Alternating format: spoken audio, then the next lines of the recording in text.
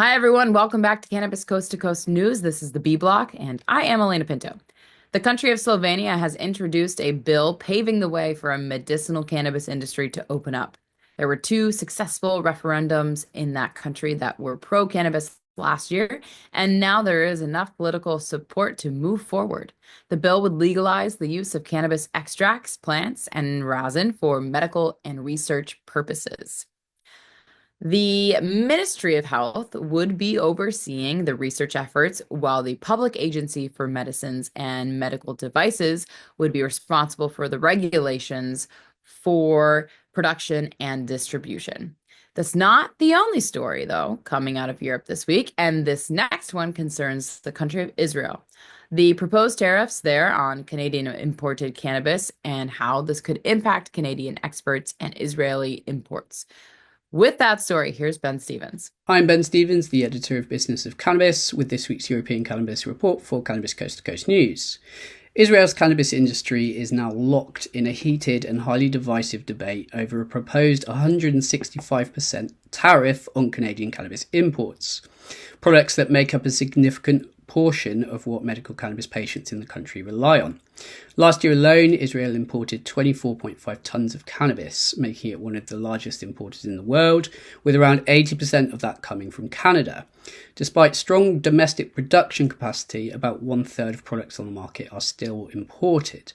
The Ministry of Economy, led by Nir Barkat, announced plans to move forward with the tax earlier this month, following accusations that Canadian producers have been dumping products into the Israeli market at unfairly low prices. That announcement has thrown the industry into turmoil.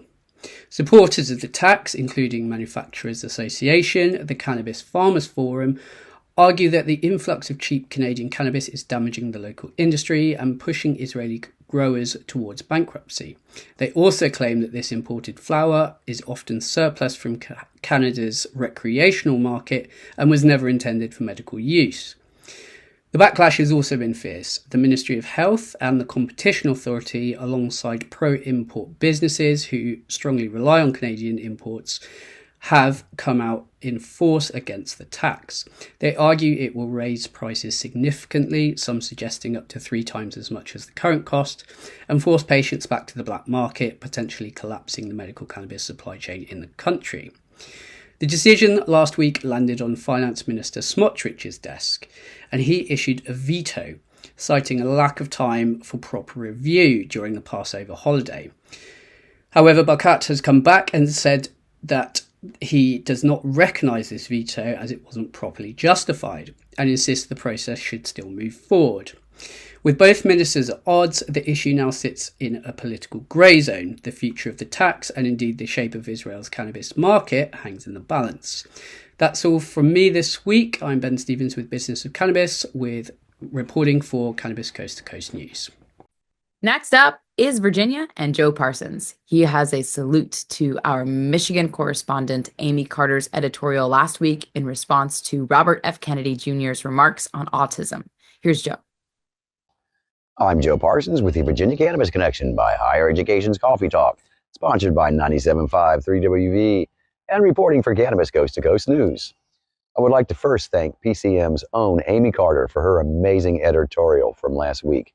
As a person who has worked professionally with many children living with ASD, her message was powerful and really speaks volumes for the people with the love and compassion to fully understand that autism is not a curse and something that we should embrace. While we may never know the true origins of ASD, we need to keep working and researching to give children and adults alike the tools that they need and deserve to be the best that they can be now and in the future. For years, cannabis has been used as a political tool, and we've been told for over 50 years that cannabis has no real medical value, and that it is highly addictive, harmful, and leads to other drugs. In recent years, however, many research studies have concluded that yes, indeed, cannabis is not the demon drug that it has been known to be, and has many positive medical properties and uses. I should know. Last week, just as Robert F. Kennedy Jr. said his questionable remarks, a new study was presented to the 2025 European Congress of Psychiatry in Madrid, Spain.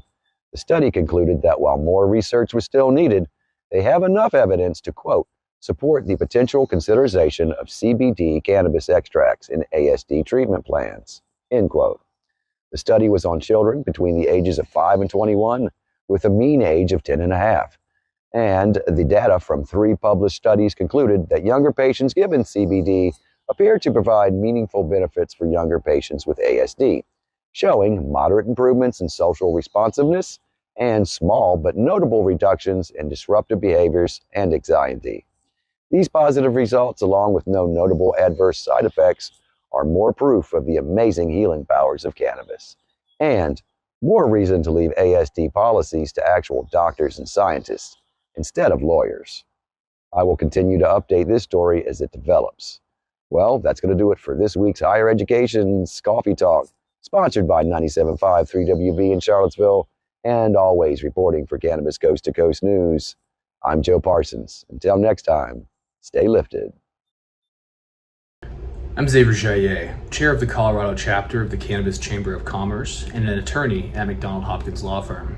And here's what's happening in Colorado cannabis news this week. Just about 2 weeks ago, stores in Colorado Springs that were previously just medical cannabis stores were allowed to begin adult use sales.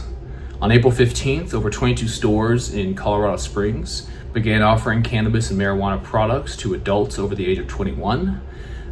This is a remarkable development for a jurisdiction that has for a long time stayed medical only since Colorado passed adult use cannabis in 2014, so it's been just over 11 years.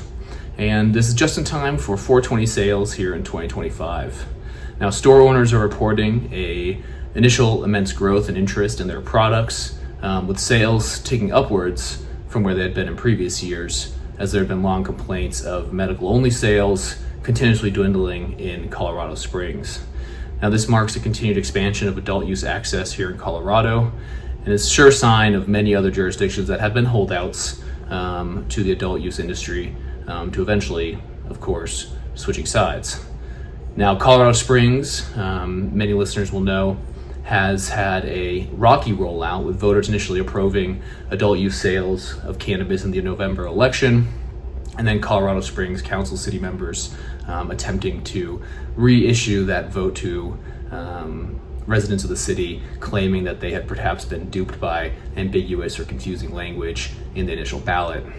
A Colorado judge blocked that attempt, and adult use sales proceeded as voters authorized in November on April 15th. That's it for Colorado cannabis news this week. My name is Xavier Jaillet for Cannabis Coast to Coast News. Last week, Kimmie Cannabis in Oklahoma shared a story about a research study that analyzed over 10,000 results from other studies looking at the impact of cannabis as a treatment for cancer.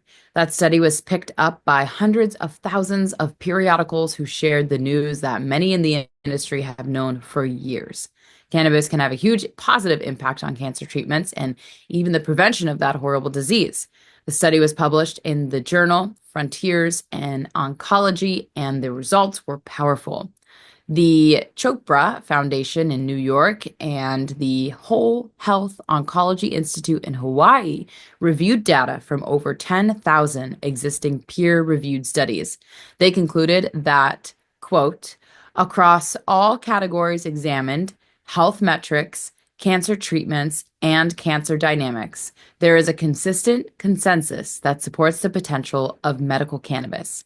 In medical practice, the strong support for cannabis as a palliative adjunct to cancer treatments offers healthcare providers a data-driven foundation to consider cannabis as part of a comprehensive cancer care strategy, end quote. If you ever wanted to know what are some of the rules, regulations, and compliance challenges in Oklahoma, Kimmie has a great rundown this week. I am Kimmie Cannabis from Can I Talk About It, and this is your Oklahoma Cannabis Report for Cannabis Coast to Coast News. Every state does cannabis differently, and Oklahoma is no exception. Here's what makes our medical program stand out. Patients can carry up to 3 ounces of cannabis on them, grow 6 mature plants and 6 seedlings at home, and keep up to 8 ounces stored. They're also allowed 1 ounce of concentrates and 72 ounces of edibles in the residence. Caregivers They can hold these same amounts and have up to 5 patients, but they can't consume unless they have their own license. Adult patients get 1 caregiver and minors can have up to 2. Good news for visitors, if you have a valid medical card from another state, you can apply for a temporary Oklahoma license. If not, Delta 8 products are everywhere, legal but completely unregulated. And yes, even available at gas stations. Cannabis use is allowed anywhere cigarette smoking is permitted, bars, patios, you name it, as long as the business owner says yes. While standalone lounges have struggled to survive, cannabis-friendly coffee shops are booming, hosting events like puff and paint nights, cannabis yoga, and more. Quick heads up, if you own a dispensary, you can't run a lounge at the same location. It must have a separate address and entrance. And big news, Oklahoma just held its first psychedelic conference, packed with education and major support from the cannabis community. Seeing this makes me know we are definitely in for exciting times ahead. That's it for your Oklahoma cannabis update for Cannabis Coast to Coast News. Peace, love, and all that good stuff. Before you complain about your state's regulations, consider what has been going on in Alabama, where they are still trying to figure out who's in charge, what the regulations will be, and how the medical-only program will work. Think about it. In 2021, Alabama became the 36th state to decriminalize cannabis while starting its medical program.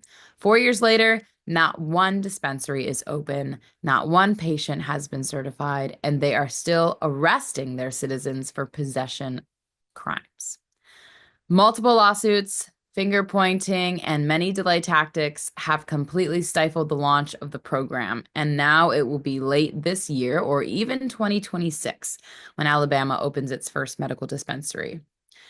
Other states are just moving along, making changes when necessary. Case in point is Maryland, where their governor, Wes Moore, is one of the more proactive proponents of cannabis reform.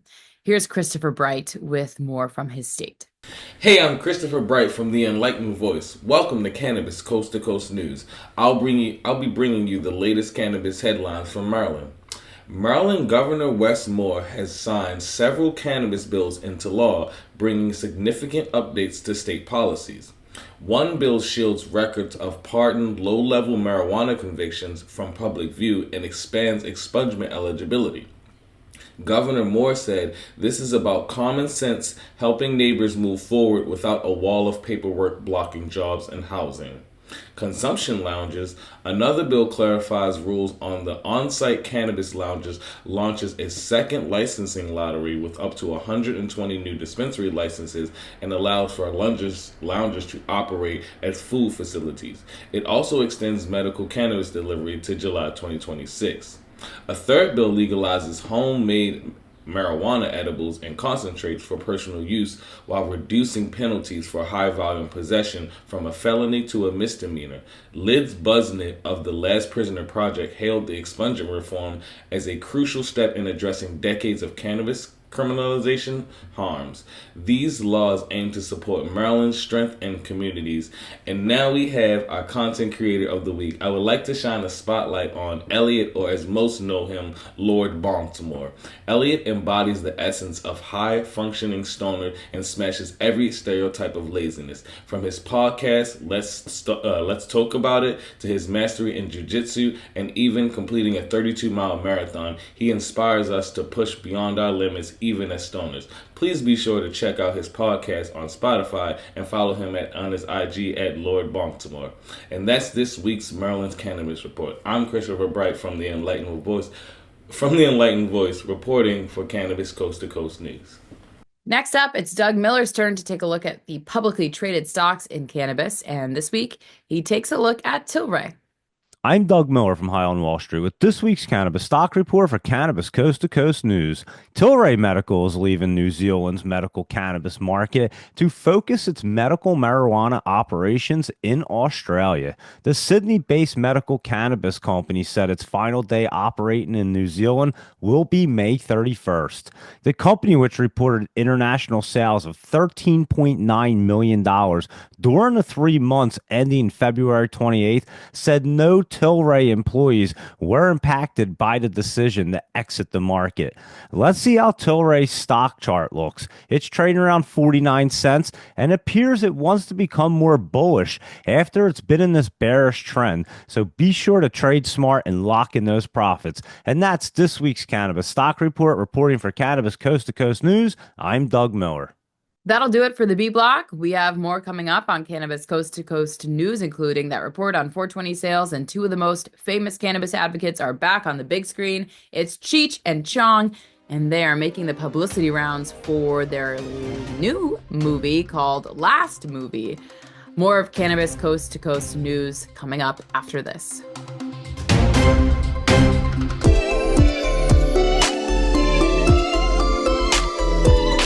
We see a lot of companies out there that they don't do budgeting, they don't do forecasting, they don't do any strategic business development or strategic business thinking about what direction they want their company to go. They believe that being in cannabis is just going to automatically be a moneymaker, and they don't plan for things like 3 or 4 years after a state comes online. There's usually a decrease in the profitability of each company because the state gets saturated or gets to the saturation point. If you're not planning for that, you're going to be in trouble when that happens. And that's why we see a lot of cannabis companies go out of business or merge or get sold at that point in time.